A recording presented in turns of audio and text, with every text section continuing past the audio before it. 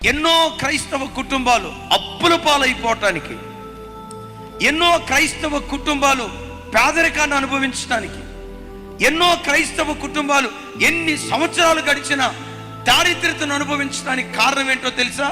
ఒక్కడి కష్టం మీద 10 మంది బ్రతకటం. ఉద్యోగం చేసేది ఒక్కడో, ఆ ఒక్కడి ఉద్యోగం మీద 10 మంది బ్రతకటం. మహబూబ్ నగర్ దగ్గర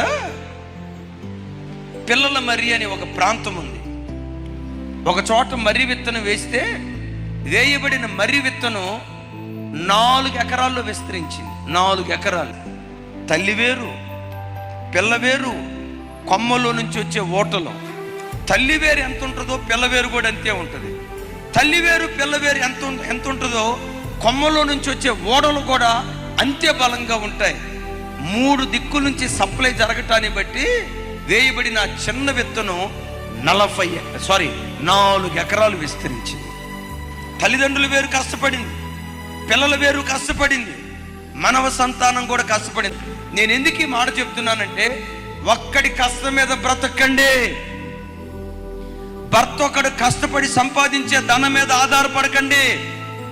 ఒక్కడు రెక్కల ముక్కలు చేసుకొని కష్టపడి సంపాదిస్తే ఇంటిళ్ళ పాది వాడి కష్టం మీద ఆధారపడి బ్రతికితే ఎన్ని సంవత్సరాలైనా కుటుంబాలు దారిద్ర్యతను అనుభవిస్తూనే ఉంటాయి.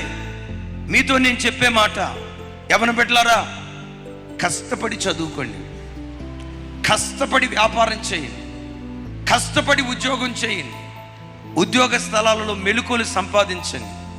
ఈరోజు ఆ ఉద్యోగ స్థలంలో కూలివాడిగా నువ్వు అడుగు పెడితే రాగల కాలంలో అలాంటి సంస్థకే యజమానుడిగా దేవుడు నిన్ను నిలవబెట్టును గాక.